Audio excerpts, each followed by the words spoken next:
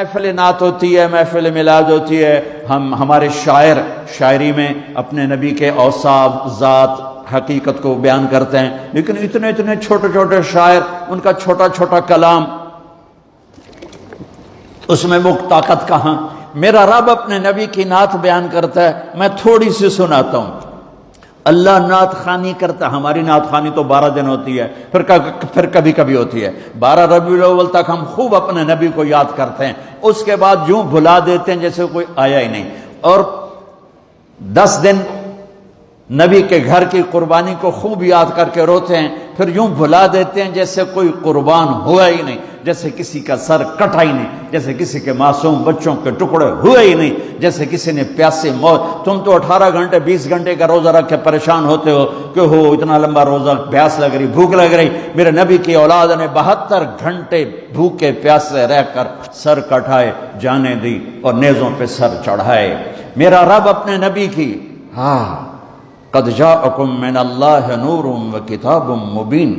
یا ایہا النبی انا ارسلناک شاہدا ومبشرا ونذیرا وداعیا الی اللہ باذنہ وسراجا منیرا تبارک الذی نزل الفرقان علی عبدہ لیکون للعالمین نذیرا طه ما انزلنا عليك القرآن لتشقى الا تذکرة لمن یخشى قد جاءكم من الله نور وكتاب مبين يا أيها الذين آمنوا لا تقولوا رأينا ولكن قولوا انظرنا سبحان الذي أسرى بعبده ليلا من المسجد الحرام إلى المسجد الأقصى الذي باركنا حوله لنريه من آياتنا إنه هو السميع البصير تبارك الذي نزل الفرقان على عبده ليكون للعالمين نذيرا ياسين والقرآن الحكيم إنك لمن المرسلين على صراط مستقيم يا أيها المزمل قم الليل إلا قليلا أو انقص منه قليلا أو زد عليه ورتل القرآن ترتيلا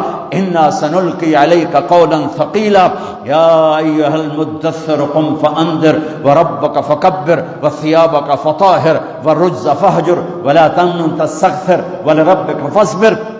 والنجم إذا هوى ما ضل صاحبكم وما غوى وما ينطق عن الهوى إن هو إلا وحي يوحى علمه شديد القوى ذو مرة فاستوى وهو بالأفق الأعلى ثم دنا فتدلى فكان قاب قوسين أو أدنى سبحان الله والضحى والليل إذا سجى ما ودعك ربك وما قلى وللآخرة خير لك من الأولى ولسوف يعطيك ربك فترضى ألم نشرح لك صدرك ووضعنا عنك وزرك الذي أنقض ظهرك ورفعنا لك ذكرك إنا أعطيناك الكوثر فصل لربك وانهر إن شانئك هو الأبتر۔ یہ میرے نبی کی نعت خوانی ہے۔